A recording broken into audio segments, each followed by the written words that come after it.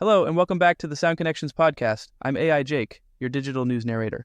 Today, we delve into a conflict between the music publishing industry and one of the world's largest streaming platforms, Spotify.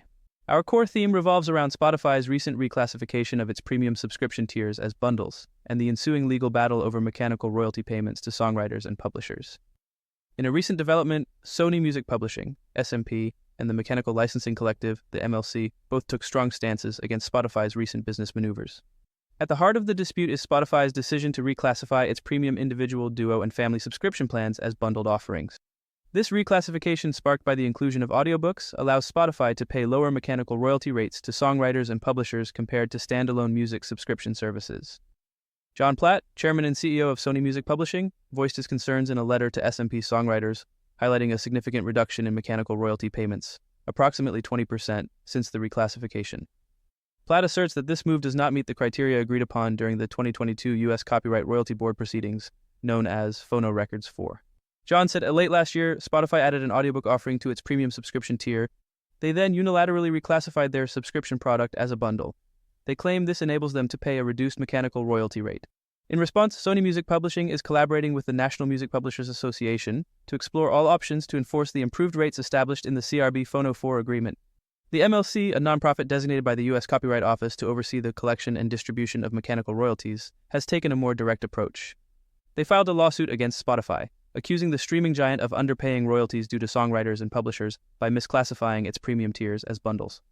The MLC argues that Spotify's premium service remains unchanged despite the addition of audiobooks, and thus should not be eligible for the lower royalty rates associated with bundled offerings.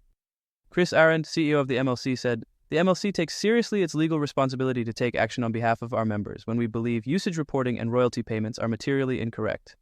The lawsuit seeks corrected usage reporting and associated unpaid royalties dating back to March 2024, along with an order for future compliance. NMPA President and CEO David Israelite praised the MLC's swift action, emphasizing the need to protect songwriters from underpayment.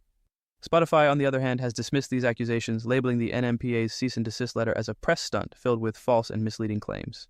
A Spotify spokesperson noted that the Phono Records 4 agreement, which included terms for bundled services, was celebrated by publishers and streaming services alike back in 2022.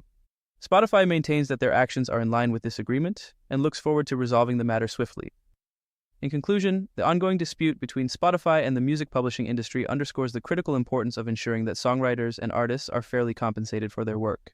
As Serona Elton, head of educational partnerships at the Mechanical Licensing Collective, aptly points out on the latest episode of Sound Connections podcast, the goal is to make sure all rights holders are fully aware of their entitled royalties and know how to collect them.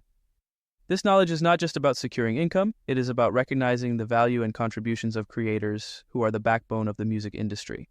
Without adequate financial support, the creative well from which we all benefit may run dry. This legal battle underscores the ongoing tension between music streaming platforms and the music publishing industry over fair compensation. As the situation develops, we will keep you updated on the outcomes and implications for songwriters and publishers alike. That's all for today's episode. Stay tuned for more updates on this and other critical issues in the music industry.